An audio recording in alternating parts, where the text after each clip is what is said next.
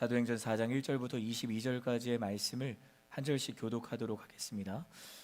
베드로와 요한이 사람들에게 말하고 있는데 제사장들과 성전 경비대장과 사두개파 사람들이 나타났습니다. 그들은 두 사도가 사람들을 가르치며 예수를 들어 죽은 사람의 부활을 전파하는 것 때문에 심기가 몹시 불편했습니다. 그들은 베드로와 요한을 붙잡았습니다. 그런데 그때가 이미 저녁이었기 때문에 다음 날까지 감옥에 가둬놓았습니다. 그러나 사도의 말씀을 들은 많은 사람들이 믿게 됐고 그리하여 믿게 된 남자의 수가 5천 명쯤으로 늘어났습니다. 이튿날 통치자들과 장로들과 율법 학자들이 예루살렘에 모였습니다. 거기에는 대제사장 안나스가 있었고 가야바, 요한, 알렉산더와 대제사장 가문의 사람들도 있었습니다. 그들은 베드로와 요한을 앞에 세워놓고 너희가 무슨 권세와 누구의 이름으로 이런 일을 했느냐라고 신문하기 시작했습니다. 그때 베드로가 성령이 충만해 그들에게 말했습니다. 백성의 통치자들과 장로들이여, 오늘 여러분이 걷지 못하는 사람에게 일어난 선한 일에 대해 해명하라고 우리를 부른 것이라면, 또 그가 어떻게 됐는지 묻는 것이라면, 여러분과 모든 이스라엘 백성들은 이 점을 알아야 합니다. 이 사람이 더 나아서 여러분에게 성계된 것은 여러분이 십자가에 못 박았지만 하나님께서 죽은 사람들 가운데서 다시 살리신 나사렛 예수 그리스도의 이름으로 된 것입니다. 이 예수는 건축자들이 버린 돌이지만 집 모퉁이의 머릿돌이 되셨습니다. 예수 외에 다른 어느 누구에게도 구원을 받을 수 없습니다. 하나님께서는 하늘 아래 우리가 구원받을 만한 다른 이름을 우리에게 주신 일이 없기 때문입니다. 그들은 베드로와 요한이 아무런 교육도 받지 않은 평범한 사람인 줄 알았는데 그렇듯 용기 있게 말하는 것을 보고 놀라지 않을 수 없었습니다. 그러고는 비로소 그들이 과거에 예수와 내내 함께 있던 사람인 줄 알게 됐습니다.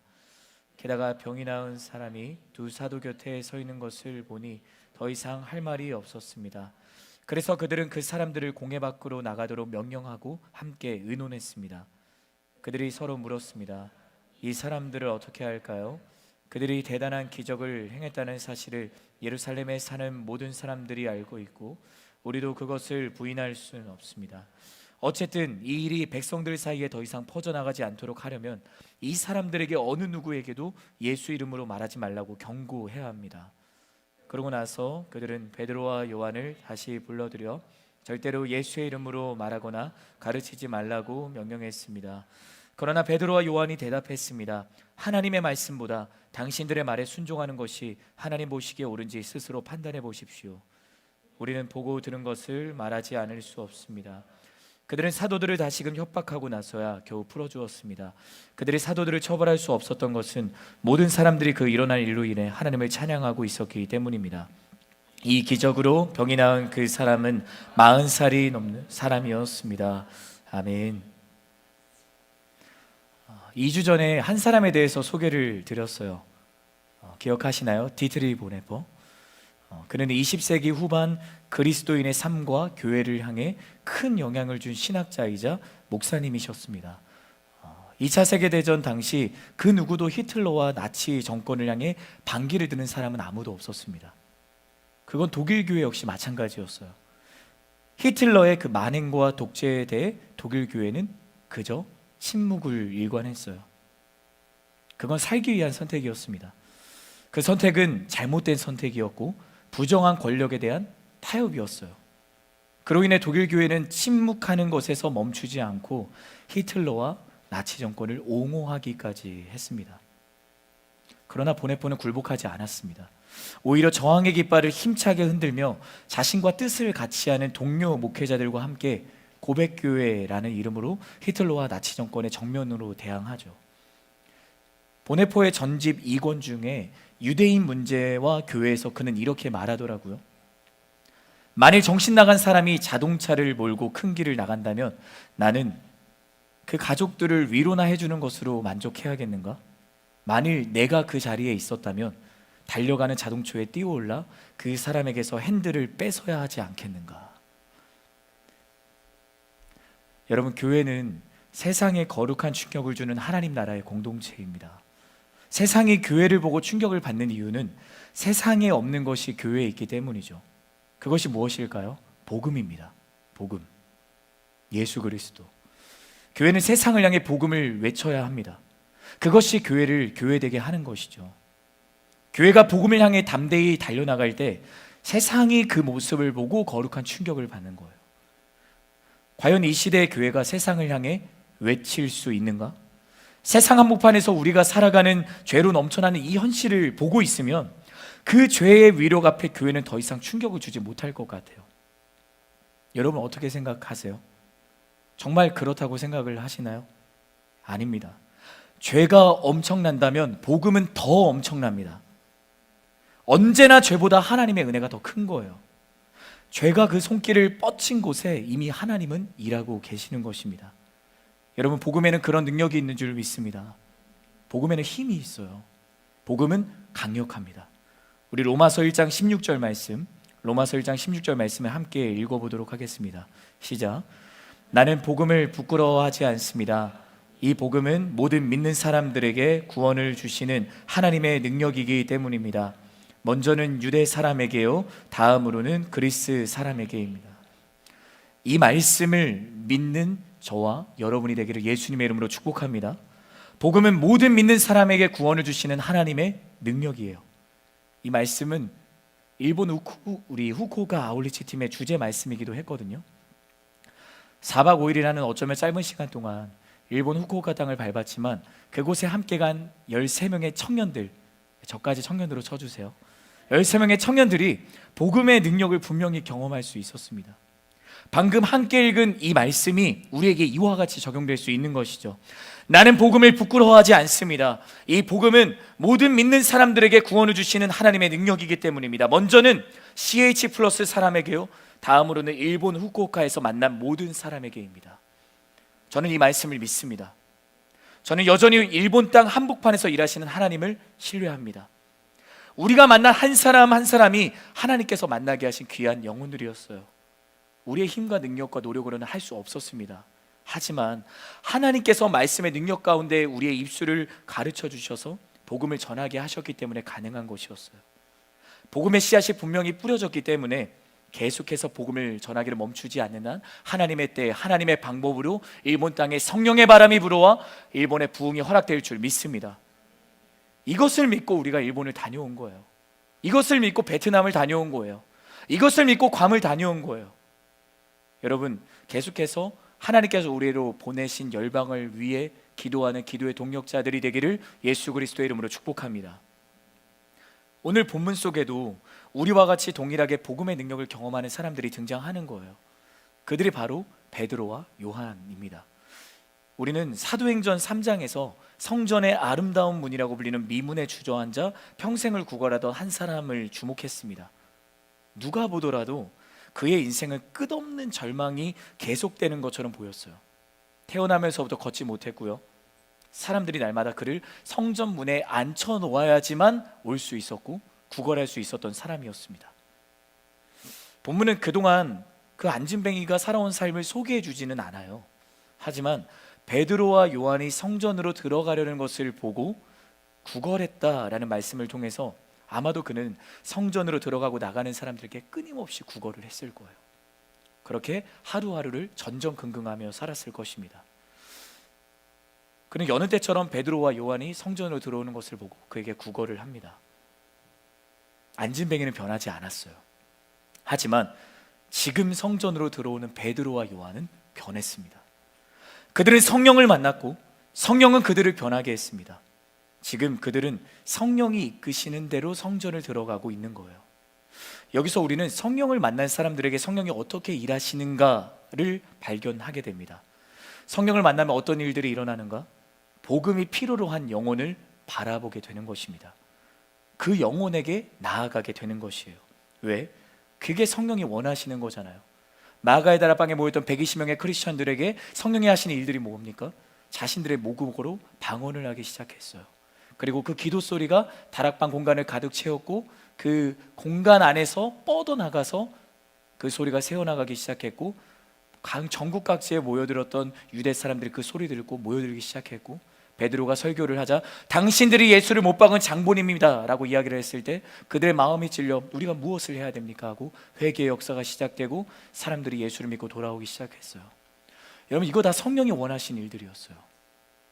성령님은 성령을 만난 사람들을 하나님의 그 복음이 필요한 영혼들에게로 보내시고 그 영혼들에게로 나아가서 영혼을 바라보고 복음을 전하게 하시는 겁니다.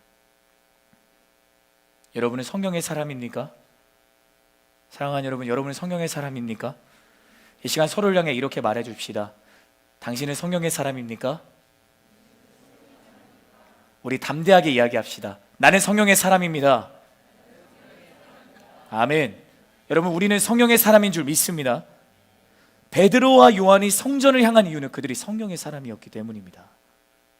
그리고 그 미문에서 구걸하고 있던 한 사람, 그 사람을 복음으로 구원하게 하시기 위해 성령이 그들을 이끄신 거예요. 그들이 선포하죠. 우리를 보시오. 성령은 베드로와 요한을 향해 그를 주목하게 하십니다. 그리고는 그들을 통해 복음을 전하게 하세요. 나사렛 예수의 이름으로 일어나 걸으시오. 이것이 복음이에요. 여러분, 복음은 예수 그리스도의 이름으로 일어나는 것입니다. 일어날 뿐만 아니라 앞으로 걸어가는 것입니다. 태어나면서부터 일어날 수 없었던 그가 일어난 게 벌써 기적이잖아요. 그런데 복음은 거기에서 멈추지 않고 그를 앞으로 걸어가게 하는 거예요.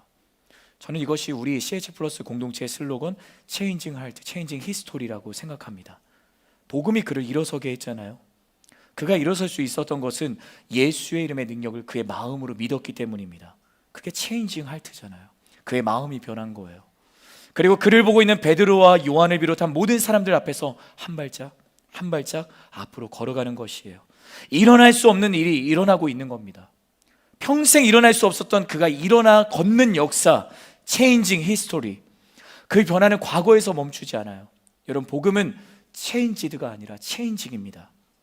과거로 끝나는 것이 아니라 현재 진행형이에요. 예수의 이름에는 한 사람을 살리는 능력이 있는 줄 믿습니다. 오늘 예배하는 우리 가운데 우리의 마음을 변화시키고 우리가 살아가는 역사를 변화시키는 살아있는 복음을 경험하기를 예수님의 이름으로 축복합니다. 오늘 본문의 1절부터 4절 말씀을 다시 한 번 더 함께 읽어볼까요? 같이 읽겠습니다. 시작. 베드로와 요한이 사람들에게 말하고 있는데 제사장들과 성전 경비대장과 사두개파 사람들이 나타났습니다. 그들은 두 사도가 사람들을 가르치며 예수를 들어 죽은 사람의 부활을 전파하는 것 때문에 심기가 몹시 불편했습니다. 그들은 베드로와 요한을 붙잡았습니다. 그런데 그때가 이미 저녁이었기 때문에 다음 날까지 감옥에 가둬놓았습니다. 그러나 사도의 말씀을 들은 많은 사람들이 믿게 됐고 그리하여 믿게 된 남자의 수가 5,000명쯤으로 늘어났습니다. 베드로와 요한이 성전 미문에서 구걸하던 이를 일어서게 하고 걷게 하고 뛰게 하는 기적을 일으키자 파동이 일어나기 시작했어요. 이 본문을 두고 이재훈 위임 목사님은 복음에 대한 두 가지 파동이 지금 이 현장에서 일어났다라고 이야기하시더라고요. 복음의 파동, 그 첫 번째는 회심과 구원의 파동입니다. 회심과 구원의 파동. 주저앉아 있던 안진뱅이가 일어난 기적을 보고 사람들은 충격을 받고 모여들기 시작했어요. 그리고 베드로는 모인 그들을 향해 말씀을 전해요. 사도행전 3장 13절 하반절부터 15절까지의 말씀이 그것이거든요. 우리 같이 한번 읽어볼까요? 시작. 그러나 여러분은 일찍이 그를 넘겨주었고 빌라도가 놓아주기로 판결했음에도 당신들은 빌라도 앞에서 그것을 부인했습니다. 여러분은 거룩하고 의로운 분을 거절하고 도리어 살인한 사람을 놓아달라고 요청해 생명의 근원 되시는 분을 죽였습니다. 그러나 하나님께서는 그분을 죽은 사람들 가운데서 살리셨습니다. 우리는 이 일에 대해 증인들입니다. 이 베드로의 설교를 듣고 예수님을 믿은 이들이 그 남자의 수만 5,000명쯤으로 늘어났다라고 성경은 이야기를 합니다. 당시 예루살렘의 인구가 주석을 보면 약 10만 명이 되지 않았을 것이라고 이야기를 하더라고요. 이 주석의 이 정확한 수치가 정확하지는 않을지라도 얼마나 많은 이들이 복음을 듣고 믿게 되었는가를 우리는 짐작할 수 있는 것이죠. 여러분, 이것이 복음의 능력입니다. 잔잔한 호수에 돌을 던졌을 때 파동이 일어나잖아요. 그런 것처럼 복음은 우리 삶의 회심과 구원의 파동을 일으키는 것입니다. 우리는 그 파동을 경험한 사람들이에요. 우리가 그 파동을 체험한 사람들입니다. 그렇다면 복음의 두 번째 파동은 무엇일까요? 복음의 파동 그 두 번째는 거절과 거부의 파동입니다. 달라요. 첫 번째 파동은 회심과 구원의 파동, 두 번째 파동은 거부와 거절의 파동. 오늘 본문 1절은 베드로와 요한 앞에 나타난 세 부류의 사람들을 소개해주고 있습니다. 바로 제사장들과 성전 경비대장 그리고 사두개파 사람들. 본문에서는 다루고 있지 않지만 아마도 성전 경비대장이 안진뱅이가 일어나는 그 걷는 현장에 있었을 거예요. 경비대장 그가 하나님을 찬양하는 것을 보았고 베드로 요한과 함께 성전으로 들어가는 것을 보았고, 그래서 지금 그는 제사장과 사두개파 사람들에게 가서 그 자신이 목격한 현장을 이야기하는 겁니다. 지금 제사장들과 성전 경비대장과 사두개파 사람들은 두 사도가 사람들을 가르치며 예수님의 부활, 복음을 전파하는 것 때문에 신기가 몹시 불편해요. 그것이 2절 말씀에 나오거든요. 앞선 5,000명의 사람들과는 전혀 상반된 모습을 보이고 있는 것이죠. 왜 지금 그들이 불편해할까요? 그들은 복음을 거절하고 거부합니다. 왜요? 자신들이 그동안 율법을 악용하고 남용해서 보기 좋게 세워놓은 기득권이 흔들리기 때문입니다. 중세교회가 베드로 성당을 건축했던 이야기 여러분 기억하시잖아요. 그들이 성당을 건축하려고 그 건축 기금 마련하려고 면죄부를 파는 악행을 저질렀거든요. 지금 제사장과 성전 경비대장과 사두개파 사람들이 보이지 않는 면죄부를 팔면서 자신들만의 보이지 않는 바벨탑을 쌓아 올리고 있는 것입니다. 6절 말씀을 보면 그들의 이름을 지금 언급해주고 있는데 대제사장 안나스, 가야바, 요한, 알렉산더와 대제사장 가문의 사람이라고 말을 합니다. 안나스가 누구일까요? 그는 당시 로마 총독에 의해 임명된 제사장이었어요. 여러분, 제사장은 구별된 사람이었어야 됐어요. 다윗 왕국 이후에 사독이라는 후손만 제사장이 될 수 있었거든요. 그런데 지금 이 안나스는 누가 세운 것이에요? 로마 총독에 의해서 임명된 제사장이라는 거예요. 바로 그가 정치적인 권력에 편승되었던 인물이라는 것을 성경은 이야기해 주는 겁니다. 가야바는 또 누구예요? 안나스의 사위입니다. 요한은 누구예요? 안나스의 아들입니다. 알렉산더에 대해서는 특별히 알려진 정보는 없지만 그 역시 안나스 일가의 한 사람이었다라고 주석은 이야기를 하는 겁니다. 안나스 일가가 지금 베드로와 요한을 사로잡고 있는 거죠. 당시 이 유대 종교 지도자들의 이 모습을 보면 이 그들의 어리석은 민낯이 톡톡히 드러나는 내용이 아닐 수 없는 겁니다. 여러분, 누가 주저앉은 인생입니까? 성전 미문에서 구걸하다 안진뱅이가 주저앉은 거예요? 아니면 지금 이 유대 종교 지도자들이 주저앉은 겁니까? 하나님이 보실 때 유대 종교 지도자들이 죄 앞에 무너져 주저앉은 실패하는 인생을 살아가고 있는 겁니다. 이런 복음은 지금 이들의 악행과 민낯을 철저하게 고발합니다. 어떻게 고발하는지 아세요? 의로움과 거룩함이 율법을 지키는 것에서부터 시작되는 게 아니라 예수님을 믿는 믿음으로부터 시작된다고 복음이 외치고 있는 거예요. 죄인은 율법으로 정죄받고 비난받아야 될 대상이 아니라 모두가 죄인임을 인정하고 들고 있던 정죄와 비난의 돌을 내려놓으라고 외치고 있는 겁니다. 말씀이 유대 종교자들의 그 전유물이 아니라 힘없고 소외되고 노인과 어린아이와 여성들과 그들 모두에게도 들을 수 있는 기쁜 소식이라고 복음이 외치고 있기 때문입니다. 칠흑같이 어두운 방에 작은 촛불 하나를 켰을 때 어둠이 사라지는 것처럼 복음의 빛이 죄의 어두운 가운데 비칠 때 비춘 어둠을 거부하고 그 어둠을 물러가게 하는 것입니다. 이 시간 어둠을 고발하는 복음의 능력을 믿고 여러분을 축복하고 싶습니다. 오늘 말씀이 여러분에게 복음으로 들려지기를 예수님의 이름으로 축복합니다. 그 복음의 빛 가운데 여러분 안에 있는 모든 어둠의 조각들이 다 드러나고 어둠들이 물러나기를 예수님의 이름으로 축복합니다. 지금 나의 인생이 앞이 보이지 않는 캄캄한 어둠을 헤매는 것 같으세요? 가장 깊은 밤이 지나면 새벽이 찾아와 동이 트는 것처럼 아무리 깊은 감과 같은 삶의 순간을 지날지라도 복음의 환한 빛이 우리의 삶을 반드시 비출 겁니다. 이것을 믿는 저와 여러분이 되기를 바라요. 이처럼 복음은 두 가지 반응을 일으켜요. 회심과 구원의 파동, 거부와 거절의 파동. 오늘 말씀은 복음에 대해 지금 나는 어떻게 반응하고 있는가를 점검하게 해주는 것이죠. 복음을 거부하고 거절한 그들의 다음 행보는 무엇이었습니까? 진실을 가두어 놓는 거예요. 예수님을 십자가에 못 박아 진실을 가두어 놓으려고 했던 것처럼 지금 그들은 베드로와 요한을 붙잡고 있는 겁니다. 그들은 신문하여서 지금 이들의 입을 막으려고 하거든요. 2절 말씀에 심기가 몹시 불편했다라는 표현이 나오는데, 이 표현으로 번역된 원어 디아포누메이라는 이 원어를 살펴보니까 매우 화가 나서 어떻게 할 줄을 몰라 불안해하는 그런 의미를 지닌다고 해요.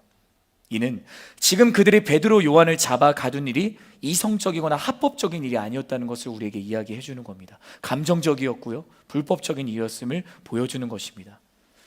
여러분, 지금 그들은 은혜의 등을 돌리고 있는 겁니다. 자신들이 지금 무엇을 하고 있는지 전혀 눈치채지 못하고 있어요. 복음을 거부하고 거절하면 이렇게 되는 겁니다. 당시에 이미 금쪽이가 저는 이들이라고 생각해요. 베드로가 안진뱅이를 고친 사건은 그들이 성전에 기도하러 올라간 오후 3시였다라고 성경은 기록을 하거든요. 그리고 뒤이어 솔로몬 행각이라고 불리는 곳에서 설교를 베드로가 했었고, 많은 사람들이 몰려들어 상당한 시간 동안 베드로의 설교를 들었을 겁니다. 따라서 이 일을 막기 위해 제사장 일파들이 몰려 들어닥쳤을 때는 이미 날이 어둑어둑해졌을 거예요. 당시 유대 관습에 따르면 해가 진 후에는 재판을 할 수 없었다고 합니다. 해가 뜬 이후에만 재판이 열릴 수 있었거든요. 그래서 그들은 사도들을 감옥에 가둬놓은 채 날이 새기를 기다려야 했던 것이죠. 베드로와 요한은 복음을 전한 대가로 칭찬과 명성을 얻기는커녕 감옥에 갇히는 수모를 당해야 했습니다. 사랑하는 여러분, 복음은 대가 없이 전하는 겁니다. 세상의 시선에서는 복음을 전하는 건 아무런 유익을 못 가져다 줘요. 그런 생각이 들었어요. 만약 제가 복음을 전하는데 사람들이 계속 거절한다면 계속 복음을 전할 수 있을까? 아니, 오늘 내가 복음을 전하다가 사도들처럼 감옥에 갇힌다면 그래도 나는 계속 복음을 전할 수 있을까? 믿음을 포기하지 않을 수 있을까? 제가 아내를 사랑하고 소중히 여긴다면, 아내와 함께하는 것을 감사하고 복이라고 여긴다면, 다른 이들에게, 우리 지체들에게 제 아내가 누구인지 당당하게 밝힐 거예요. 제 아내와 함께하는 것이 얼마나 행복하고 감사한 것인지를 주저하지 않고 이야기를 할 겁니다. 이런 복음을 전하는 건 이와 같아요. 내가 예수님을 정말 사랑한다면 복음을 이야기하는 것을 주저하지 않는 겁니다. 내가 예수님과 함께하는 삶을 감사하고 복이라고 여긴다면 복음을 이야기하는 것이 나에게는 가장 즐겁고 행복한 일이 될 겁니다. 사랑하는 여러분, 예수님 정말 사랑하십니까? 아니면 예수님과 세상을 겸하여 사랑하십니까? 나는 예수님만으로 충분합니까? 아니면 예수님만으로는 충분하지 않습니까? 예수님을 사랑한다면 복음을 전하게 되는 것입니다. 세상의 모든 사랑을 다 더한다고 해도 더 큰 사랑이 내 안에 있는 겁니다. 그렇기 때문에 복음을 전하지 않고는 견딜 수 없는 사람이 되는 것이죠. 여러분, 복음은 내가 전하는 것이 아닙니다.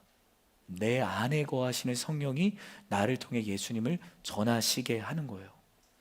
베드로와 요한이 그토록 복음 앞에 담대할 수 있었던 것은 성령이 충만했기 때문이다 라고 성경은 이야기하잖아요.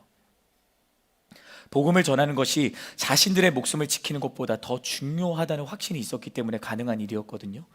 지금 자신들은 감옥에 갇혀 있지만 예수님의 그 놀라운 사랑이 그들을 죄의 감옥에서 벗어나게 하셨기 때문에 그들은 오히려 자유했고 예수님의 승리를 맛보고 있었기 때문입니다.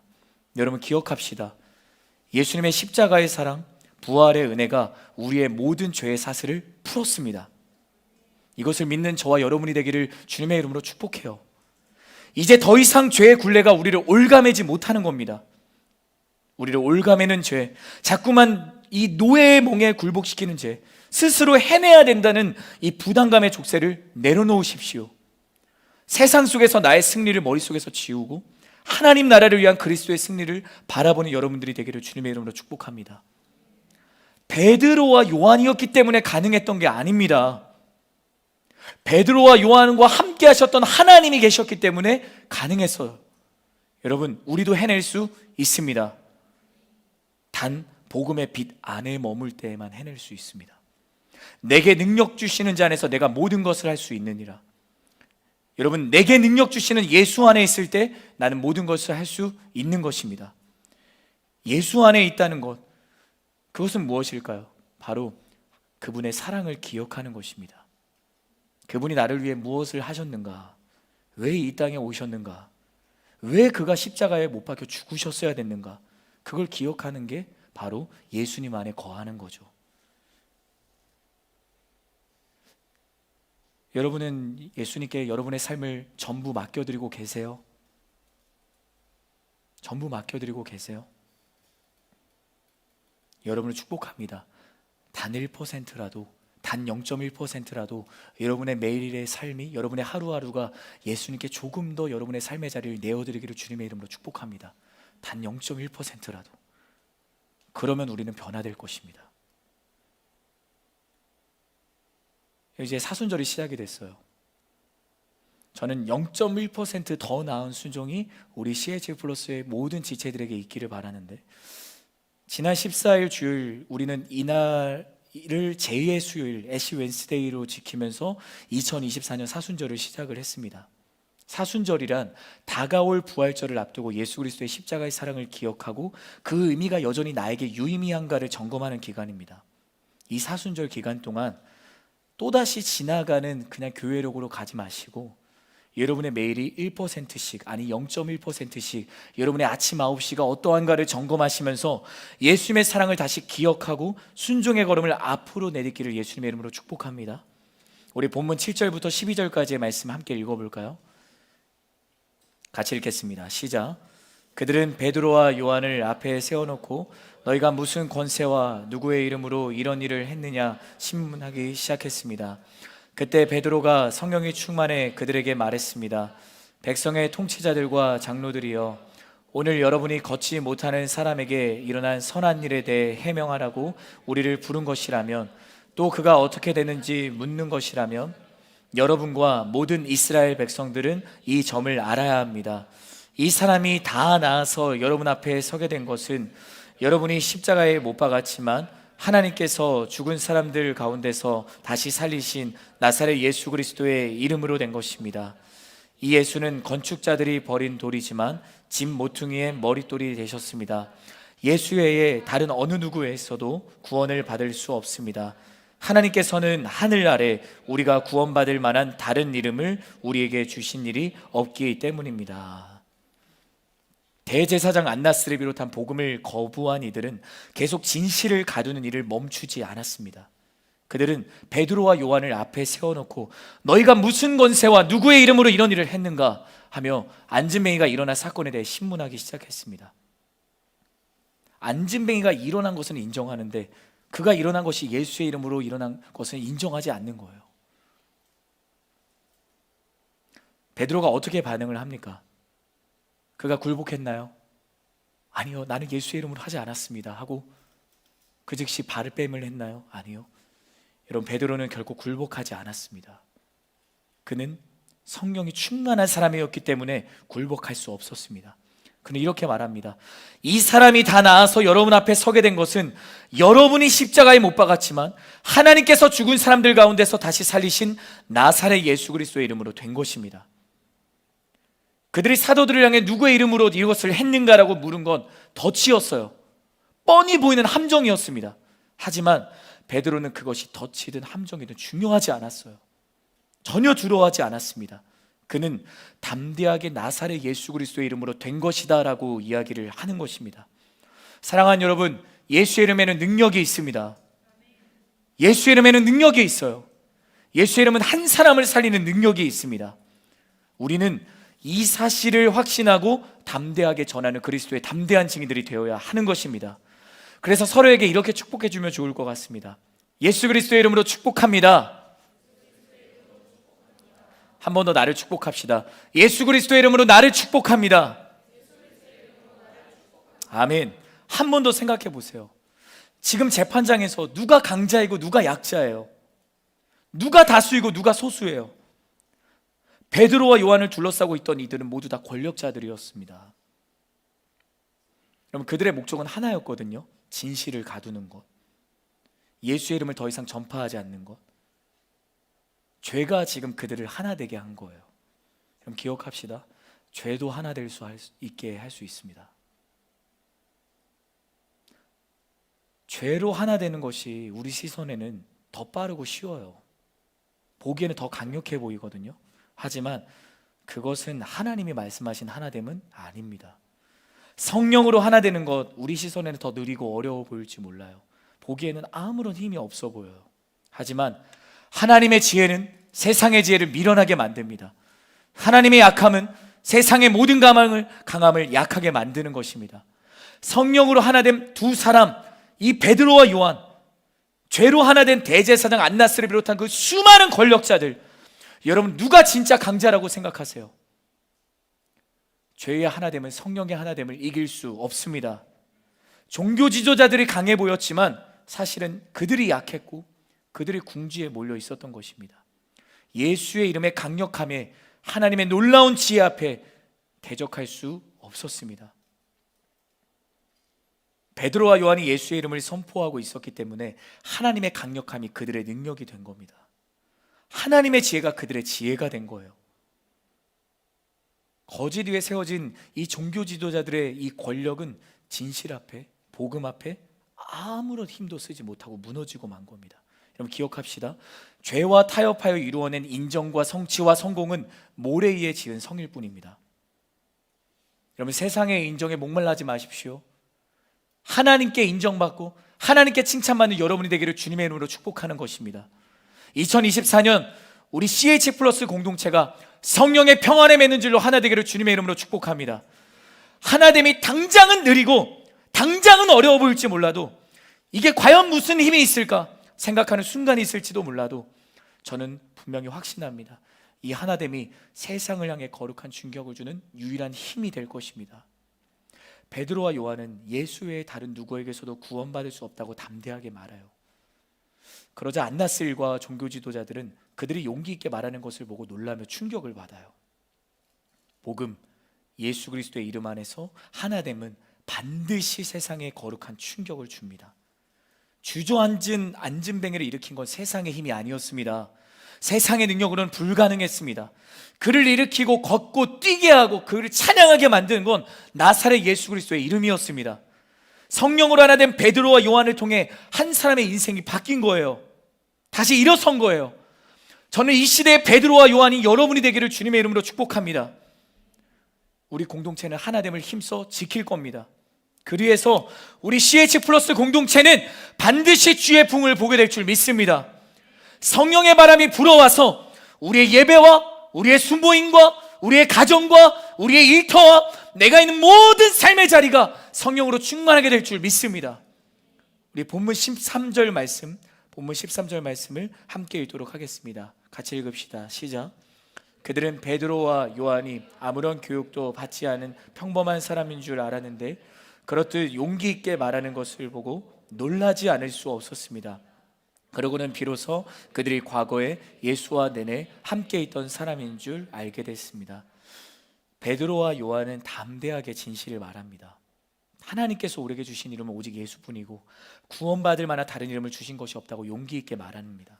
그때 비로소 그들이 과거에 예수님과 내내 함께 있다는 것을 그들이 알게 되었다라고 이야기를 합니다.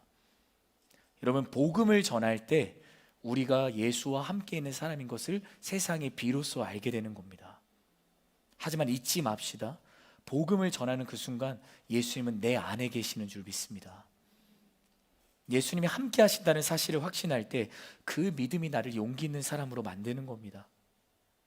여러분이 서 있는 가정에서 여러분을 통해 모든 가족이 여러분과 함께 하시는 예수님을 보기를 예수님의 이름으로 축복합니다. 여러분이 서 있는 일터와 캠퍼스에서 모든 삶의 자리에서 여러분을 통해 예수님이 나타나고 예수님을 만나는 구원의 역사와 그 하나님의 놀라우신 은혜의 주인공이 여러분이 되기를 예수님의 이름으로 축복합니다. 결론입니다. 베드로와 요한은 자신들이 죽임을 당할지도 모른다는 위협 앞에서도 어떻게 담대할 수 있었을까요? 어떻게 끝까지 복음에 집중할 수 있었을까요? 분명히 그들은 충분히 자신들의 입장을 해명할 수 있었습니다. 자신들은 아무런 잘못이 없다고 여러 가지 근거들을 제시하면서 변론할 수도 있었습니다. 하지만 그들은 단 한순간도 해명하지 않았고 변론하지 않았습니다. 왜냐하면 그들은 더 중요한 일이 무엇인지 알고 있었기 때문입니다.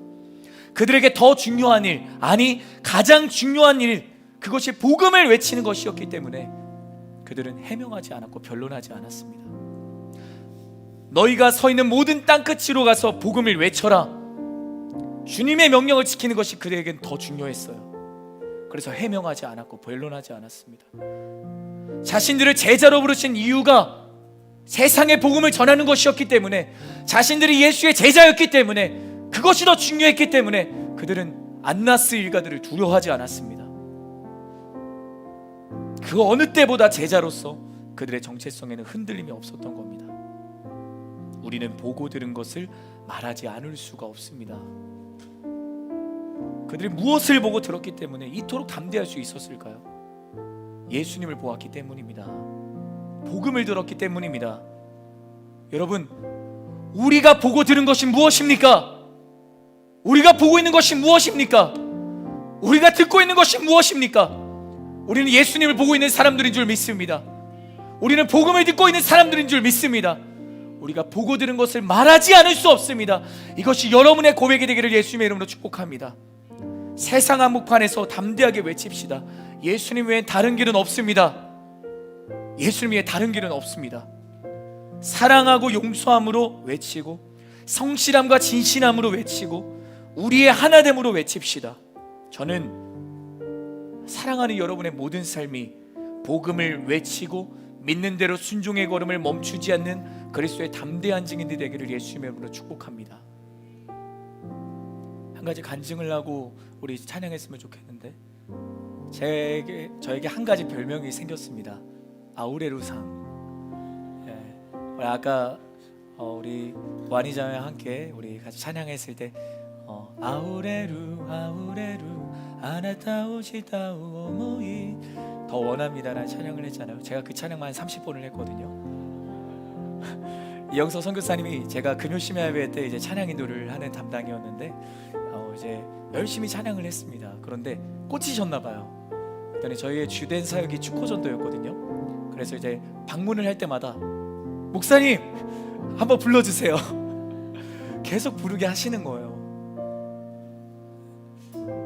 왜 이렇게 하나님 저에게 이렇게 부르게 하실까, 그런 생각을 하게 되더라고요. 근데 그 가사를 좀 집중하게 됐어요. 넘쳐나네 넘쳐나네 주를 향한 내 속의 갈망이 주님께로 날 이끌어 주소서, 간절히 주님을 더 원합니다.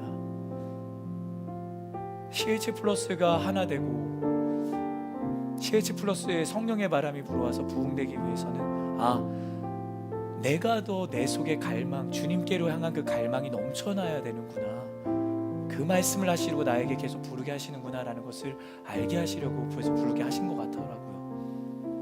성령 충만이라고 하잖아요. 충만이 뭐냐면 가득 차서 흘러 넘치는 거예요. 그게 성령 충만이에요. 사랑이 충만하면 흘러 넘쳐서 다른 사람에게도 그 사랑이 흘러가는 거예요. 그래서 저는 확신했습니다. 내가 넘쳐나야겠구나. 내가 넘쳐나야겠구나. 그러면 그 은혜가 흘러가겠구나.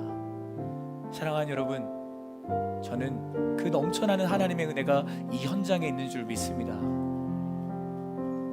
복음의 씨앗이 분명히 후쿠오카 땅에 뿌려졌고 베트남과 괌에 뿌려졌고 우리가 그동안 선교했던 모든 자리에 복음의 씨앗이 뿌려졌어요. 그리고 분명히 하나님의 때 하나님의 방법으로 하나님은 일하실 겁니다. 오늘도 우리는 기도하면서 기도의 씨앗이 여러분의 마음 가운데 뿌려질 건데, 여러분 돌짝과 같은 마음이 되지 마시길 바랍니다. 가시떨기가 되지 마시길 바랍니다. 좋은 땅이 되어서 그 기도의 씨앗이 여러분 응답되지 않은 것처럼 느껴지는 그 순간에 하나님은 일하시는 줄 믿습니다. 모든 우울과 모든 외로움과 모든 상처가 나사렛 예수 그리스도 이름으로 다 떠나갈 줄 믿습니다. 그러한 하나님의 은혜가 이 기도의 자리에 서 있을 줄 믿습니다.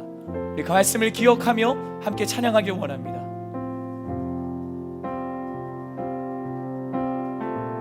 예수 사랑합니다.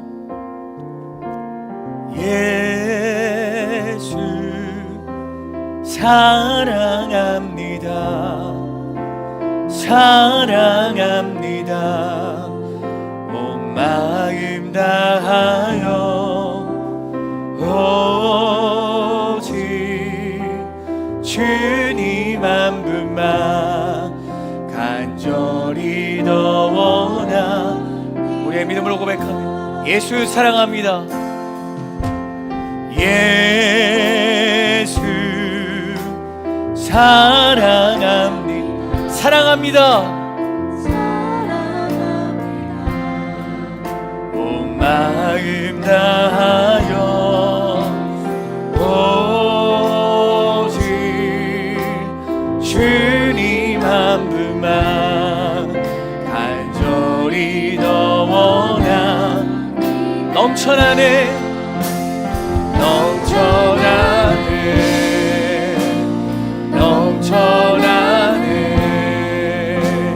주를 향한 내 속에 갈망이 주님께로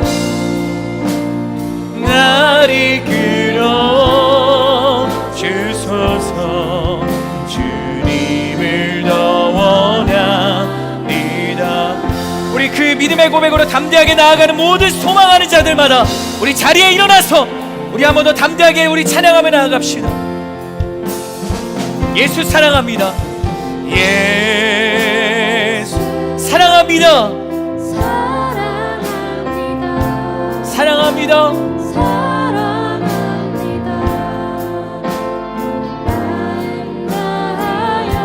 오직 주님 한 분만 간절히 더 원한 넘쳐나네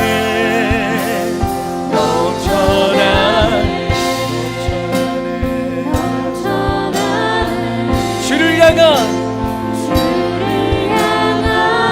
내 속에 갈망이 주님께로 날 이끌어 주소서.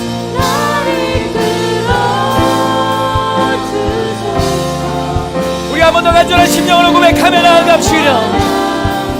넘쳐나네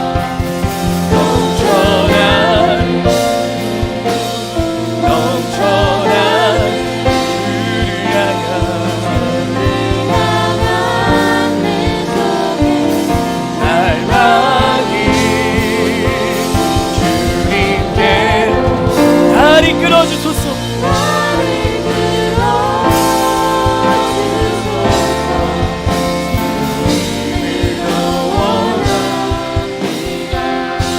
우리 시간 기도하길 원합니다.